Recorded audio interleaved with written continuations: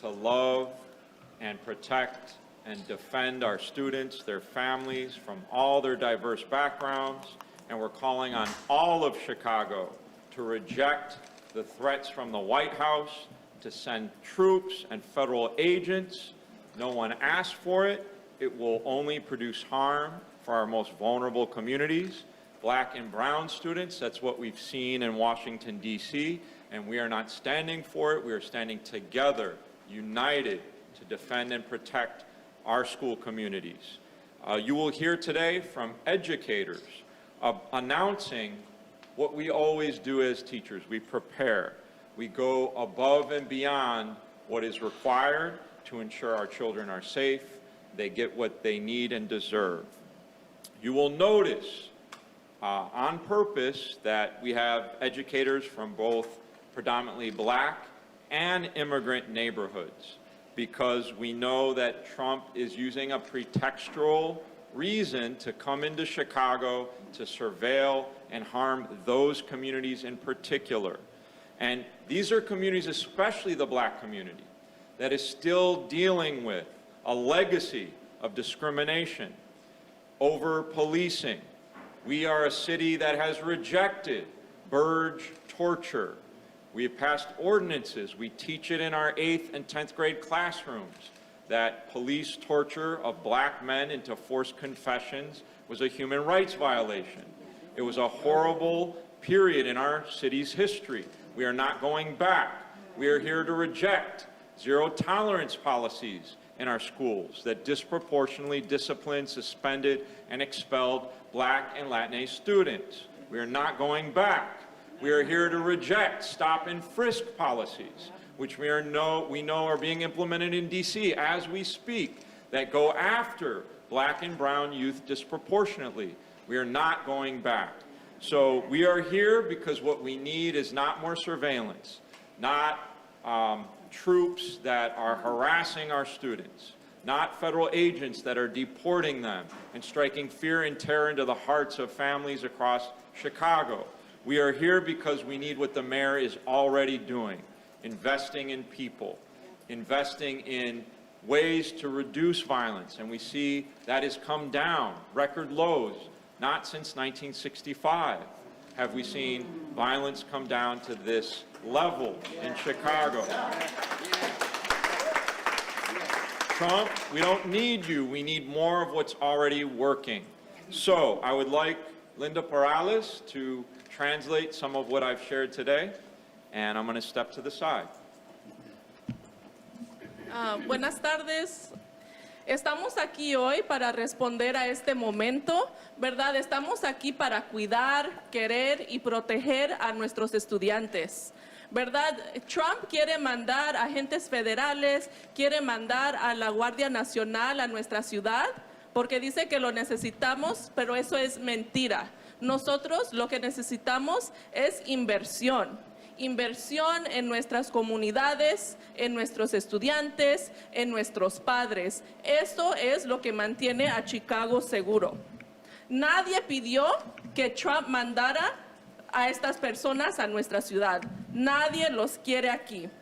Y estamos aquí en solidaridad. Van a notar que hay educadores que van a hablar, educadores inmigrantes, educadores afroamericanos, porque estamos aquí juntos, porque es nuestra solidaridad que nos va a ayudar en este momento, ¿verdad? Nosotros como educadores siempre hacemos más de lo necesario para proteger a nuestras comunidades y a nuestras escuelas. No necesitamos ataques de Trump y otros agentes federales en nuestras comunidades, y no vamos a apoyar eso. De hecho, vamos a informar y proteger a nuestras comunidades. Y vamos a seguir con lo que nuestro alcalde ha hecho, que es invertir en educación. Vamos a invertir en salud mental, vamos a invertir en prevención de violencia, porque vemos que está funcionando. Y es lo que vamos a seguir haciendo aquí juntos. Gracias. That's right. So what you are going to hear today is the Chicago Teachers Union sharing our plan to protect our school communities. We have a robust set of efforts that will start taking place this week. You'll hear about that and Friday, and so stay tuned for more details on that. I would like to bring up Savelia Pittman, an educator at Nash Elementary.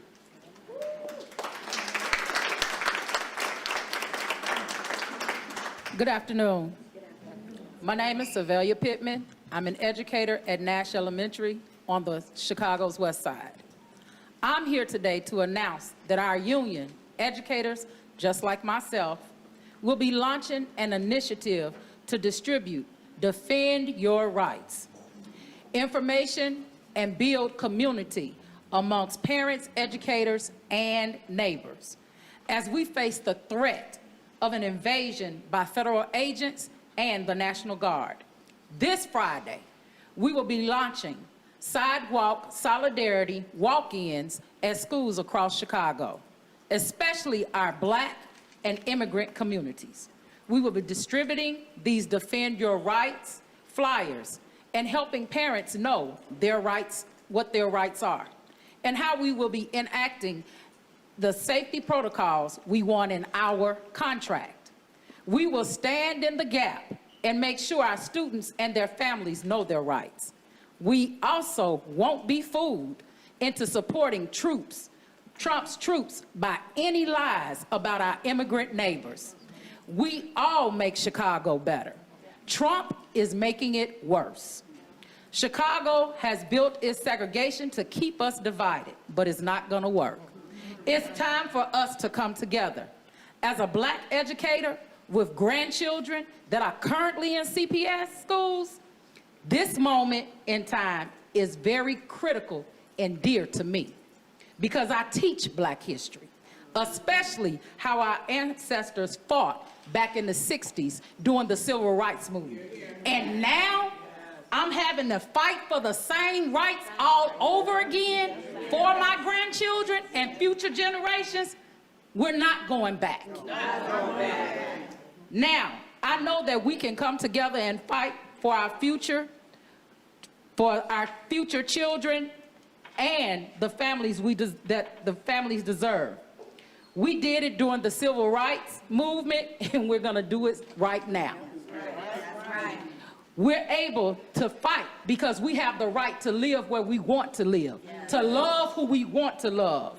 And we have a right to have a good education and with jobs, with protection against discrimination. The president wants to take us back, but as we keep saying, we're not going back. Not going back. He's trying to do it. He's trying to make us feel and have fear and discrimination. Chicago is stronger than that. And together we stand. We will defend our rights and our neighbors' rights. Join us, Chicago. Together we can keep each other safe. And as our mayor says, we are building a better, stronger, safer Chicago. And this can only happen when we stand, unite, and fight. Thank you.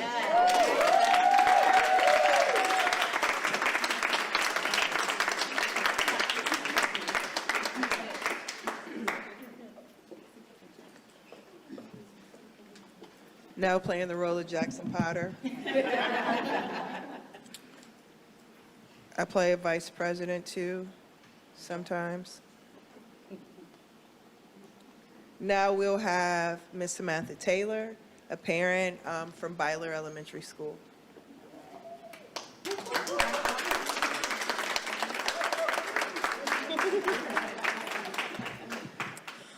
Today I stand before you as a parent from Garfield Park of a 12-year-old young lady who walks to school before and after, who will have to now embark and see something that she will not understand, that she's not aware. And in school, they teach our students to ask the what, the when, the where, and the why. So I'm asking Trump, What's the what? Why? Who? We need to have all these things thought out before us and laid out in front of us before you come to our city telling us what you're going to give us, placed in front of us. As a person who advocates and work in their community, these funds that are being placed to bring the troops here have been taken away from our school budget, has been taken away from the nonprofit organizations who provide resources for families, who provide programming for our children before and after school. So that meal that the kid couldn't get at home, but they would have gotten from a program after school, or that meal that would have took them over to the weekend, is now going to a troop, to an officer who is coming somewhere where they have no value, they have no stake, they have no input, they have no wants, and sadly, as much of a welcoming city Chicago is, they sadly are not welcome. So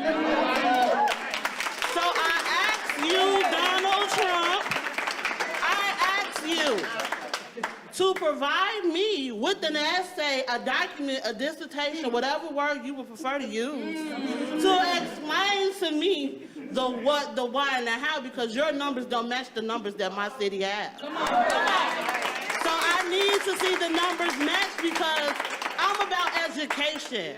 And I will stand with the teachers, I will stand with my city, and I ask all parents, it's now very critical that you educate your child in your home. Educate your child, because guess what? Misinformation is misrepresentation. So I'm with you all. Let's get it together. And after me, there will be locals. Thank you.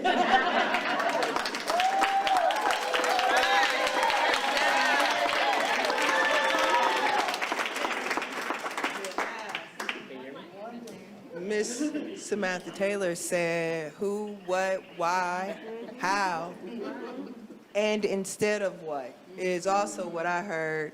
Now I want to bring up bilingual special education teacher Linda Perales.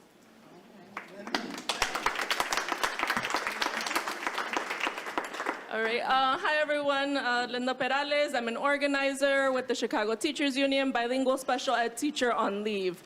I am the organizer for Orozco, and actually our flyering, informing, and empowering of parents started yesterday, right? There has been fear in the Orozco community because last school year, on the last day, there was ICE presence near the school. But in that moment, on that day, the school community, community partners, elected officials activated together to keep students safe. And that organization, that preparation continues this year, because yesterday there was LSC members, there was parent mentors, there was CTU members, a security guard, all out in front of the school, flyering parents with Defend Your Rights information, right? We know that being informed is the best way to empower our communities to stay safe. And parents welcomed that information. They were happy to see it, happy to have it, and felt that it was very necessary in this moment. And that was just yesterday morning. Yesterday afternoon, I was at a union meeting at a school engaged park, and as I was walking into the school, ran into 3 clinicians in the parking lot who were discussing on their own their concerns, their fears regarding the occupation of Chicago. So of course I butted into their conversation, and I was, I'm actually here, I'm gonna talk about this in the union meeting, and they took flyers to their 3 schools, they're clinicians, so they go to different schools. So this means those 3 clinicians on Friday will have flyers at their 3 different schools, in addition to all the other schools we're organizing, to empower parents, to inform parents. Right, so our students, our teachers, our parents, and our community, we won't be scared. We will not be confused. We will be informed, and we will be empowered, right? Yesterday, we stood together, shared information with the community, and we're gonna do this again and again and again, right? We plan to be a watchful presence at schools, across the city, schools across the city, to share this information and increase the safety of our students and their families at drop-off and pickup, right? And we're gonna do this with community partners, with parents, because we keep each other safe. And we know that Trump has targeted immigrant communities, right? He wants to start with the vulnerable population to see how much he can get away with, right? And we know that with the federal agents and troops coming to Chicago, he's going to target Black communities next. He's going to target unhoused folks, just like he has done in DC. But his goal is to intimidate. His goal is to scare, to divide. But as you can see, we are here together, standing strong in solidarity, because we will not let him win. Black and brown Chicago will stand together, united and in solidarity, because that is what's going to get us through this moment. Thank you.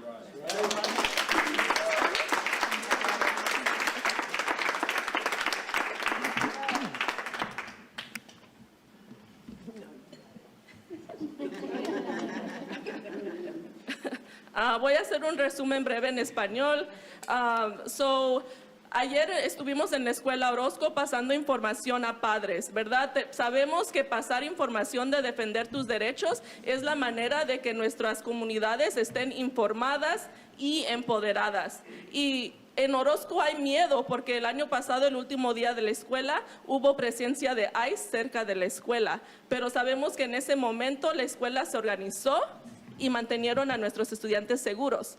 Y es lo mismo que están haciendo este año escolar. Se están organizando, como lo hicieron ayer, para pasar volantes a la comunidad para que estén informados, porque fueron padres mentores, miembros del LSC, el guardia de seguridad, y miembros de nuestro sindicato que estuvieron afuera juntos pasando los volantes a las familias. Y los padres estaban muy alegres, muy felices de recibir esa información porque sienten que es muy necesario en este momento. Y eso fue ayer solo en la mañana. Ayer también fui a otra escuela en Gage Park y hubo 3 personas de nuestro sindicato hablando acerca de las incertidumbres, del miedo, de lo que está pasando en nuestra ciudad. Y en ese momento yo les di los volantes para que ellos pasaran en las 3 escuelas en las que van a estar el viernes, ¿verdad? Nosotros juntos estamos trabajando para informar y empoderar a nuestras comunidades, y vamos a seguir haciendo eso hoy, mañana y cuantas veces que se necesite, porque nosotros nos mantenemos seguros. Y ¿verdad? Vamos a estar al principio del día, final del día, vamos a estar pasando esta información a la comunidad porque nosotros nos cuidamos, nos queremos y nos protegemos. Sabemos que Trump está tratando y ha atacado a comunidades inmigrantes, pero sabemos que también va a atacar a comunidades afroamericanas, como lo han hecho en Washington, D.C., pero sabemos que nosotros no vamos a solo dejar que eso pase. Por eso estamos aquí todos juntos, porque nosotros juntos en nuestra solidaridad vamos a mantenernos seguros en este momento. Gracias. And the next parent is Leonie Bashiri, a parent at Orozco.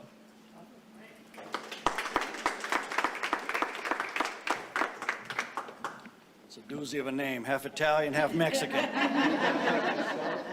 Yeah, there'll be a quiz later. My name's Leone Jose Bicchieri. I'm a parent of 2 wonderful kids, 3rd grader and a 6th grader. They're right here.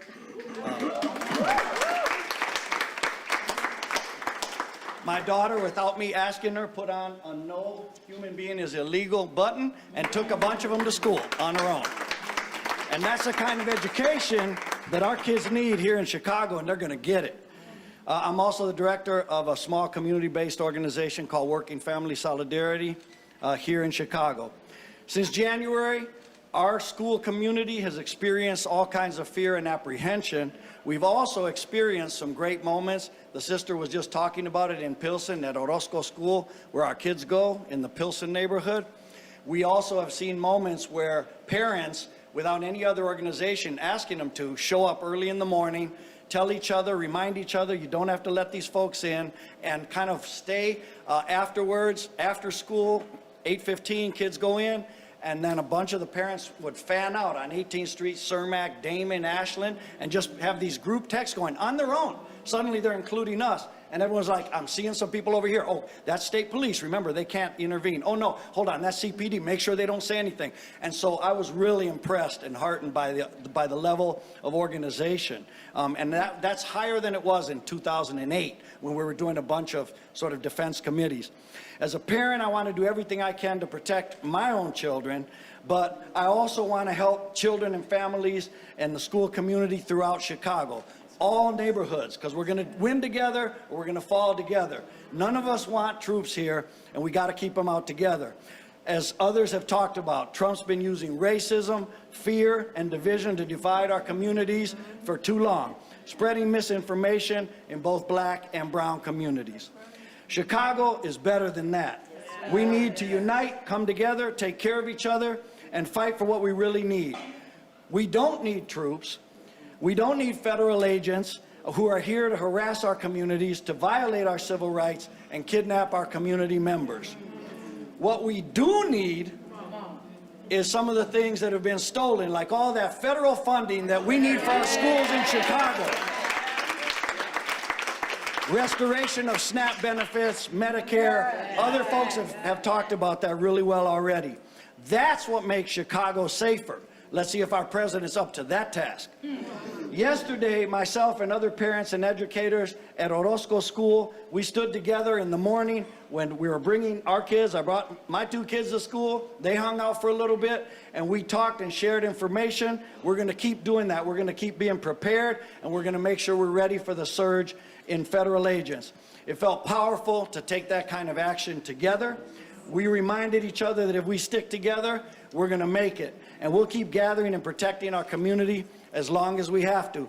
I'm going to close by saying one sentence in Spanish. Nosotros no queremos las tropas de Trump en Chicago. No están invitadas. Lo que nosotros necesitamos son los fondos federales que nos han robado, que deben de estar en nuestras escuelas. Gracias.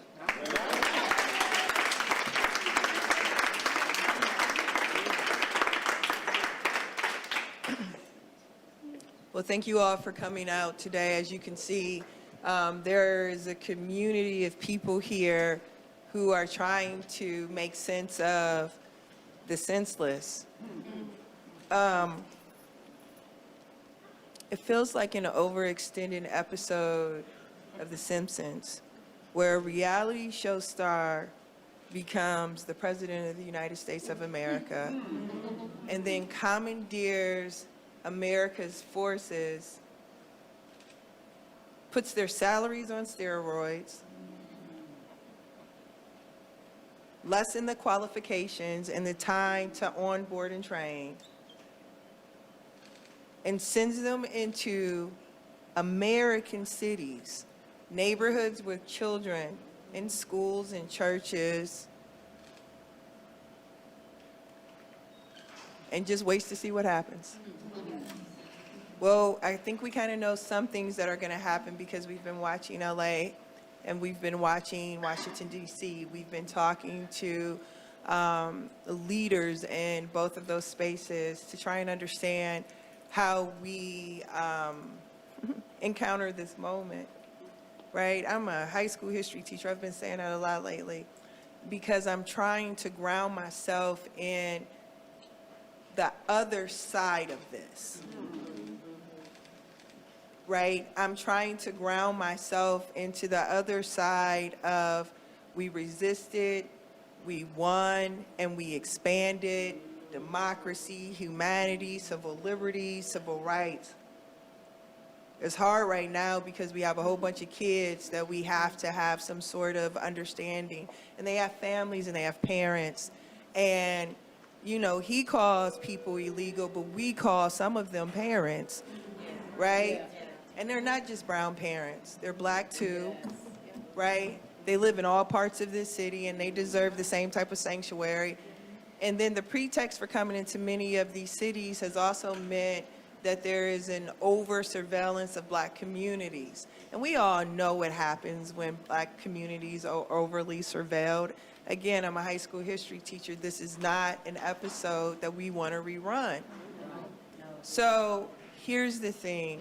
This union is going to be 10 toes down with the children that we serve every single day. We are in community with these young people. We care deeply for them, and we're going to demonstrate that care and that concern. And because we respect and honor the families and the grown-ups that they come from, we're going to do the same thing with those people too. Instead of like telling you what you need, we're going to ask parents to come in. You heard them here. They're not here for a press conference. They're here to provide direction.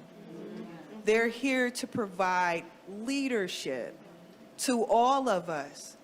Because when you drop your child off out of school, you trust the people you're dropping them off with.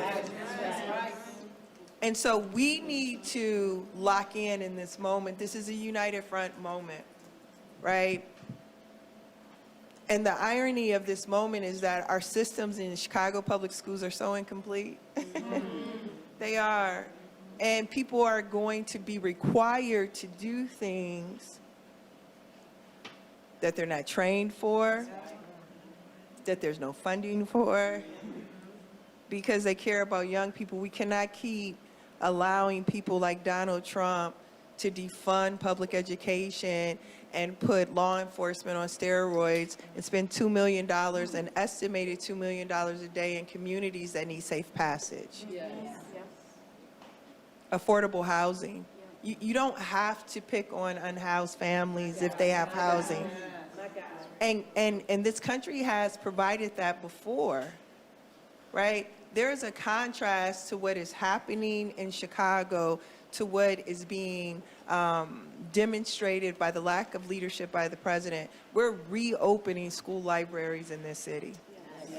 And we're doing that because young people need to be able to discern this moment, not in a series of truth social tweets or whatever they're called, but in the context of what they are getting. That's one. Number two, we are also building affordable housing in the spaces where our families live.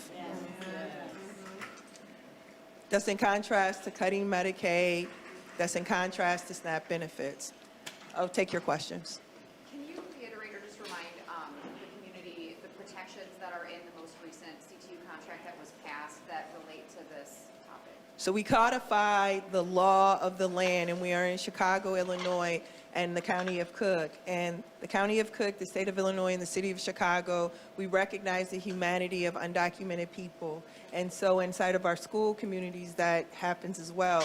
The beauty about having it inside of a collective bargaining agreement is that it allows for a policy to be created and implementation of that policy. So it doesn't just live in a book, but it lives in a way where every person, regardless if they're CTU or not, in that school community, they understand that we protect each other, how we do it, and what the confines of the law are. Here's the expansion, though. We also get to teach the Constitution in Black, because Black children are going to be harassed, right? If history gives us any lesson, we know that some people don't learn their lesson the first time. And so what we're doing, too, is telling Black kids, Black families, that they have constitutional rights, right? And within those rights, there's sanctuary as well. Go for it. Nope, anyone? Do you have somebody in Spanish that tell us how the students or what the students are communicating to the teachers about the immigration and all these things about their fears for the parents they never pick up or something? Any teacher heard that in the schools? I can do that. Can I Yeah, sure. let me finish, and then you can have it all. Go for it, and then I'll go here. What training are teachers going into this situation with, and will they get more for this? The teachers are going into the training that we were able to enshrine in the contract. That training, though, has to be expanded, and it needs to be agile in this moment as we see things continue to develop. So we have been pushing the interim CEO and her team to create such a platform that moves. During the COVID pandemic, we had safety teams. And those safety teams had a lot of engagement and interaction with both central office and with the union. We are looking to make sure that there's good communication, that there's transparency in incidents, that, you know, people understand their rights, not in the book, but in action. Like, we have to know that we have each other's backs. We're better able to support each other if people understand their role, their responsibility, who has their back, and how it works. So we're working with them to clarify those things, and we have infrastructure for that because of the contract. Stacey, do you guys think that there should be some backup plan for switching to remote learning? Absolutely. Look at what's happening in LA, Sarah, right now, is that because they had the infrastructure for online learning, they were able to direct young people to those spaces. The LA Times has a pretty thorough article about that I would encourage everyone to, you know, understand and read. Look, I'm not looking to relitigate online learning, but I'm also not looking to relitigate the Civil War. So here we are. Do you think CPS is ready to make that shift at the moment? Like, are computers Of course still not, Sarah. around? You and I both understand that CPS is not ready for that. But that's why all these people are here, because in order for CPS to do anything, they need the 30,000 members of the Chicago Teachers Union and our coalition work. So, for instance, we are looking to build like infrastructure to be able to understand what that is. Like, we learned a lot of lessons during COVID that we could put to use here in this moment as well. So just look, and we already start off on a better footing than we did then. That is the benefit of having a mayor who understands as a parent and as a teacher what is going to be necessary in this moment. And would that be universally remote or it would be? I have no idea what it's going to mean. I have no idea if there will be tanks in the neighborhoods tomorrow. I have no idea if people are going to show up and with rifles, you know, strapped to their back. See, that's the thing about this right now that is like terrible to lead, is because you have no idea, because you would have never thought. Because how in the hell is this happening, right? And so we are all kind of like stuck in this purgatory of preparing for things that shouldn't happen. So I'll answer your question by this. I am praying and I am working to see how we are able to keep things as resistant to that type of transformation. Our young people need to be in our school communities. It's a safe space with people who love them and are ready to educate them. That's why we are offering our good president an opportunity to make another decision. If he wants to help Chicago restore the anti-violence money. Do you think hiring 2,000 police officers should be a federal spending priority given the cuts? I think hiring safe passage workers, I think hot lunches. What about cops? There is a No, shortage listen of to what I'm active saying. See, safe neighborhoods have fully funded schools. They have children. They have children on the soccer field. They have children in the choir. They have parks that are well maintained. They have sidewalks. They have streets. Those are safe neighborhoods. You never hear about people. Give me a nice neighborhood, you all. No, I'm talking about like in Highland Park somewhere. You never hear them talking about how many police officers they need, because the safety is in the resources. And see, and that's what Chicago is doing. But that's what we're trying to do in Chicago right now. The president is interrupting something that's actually working.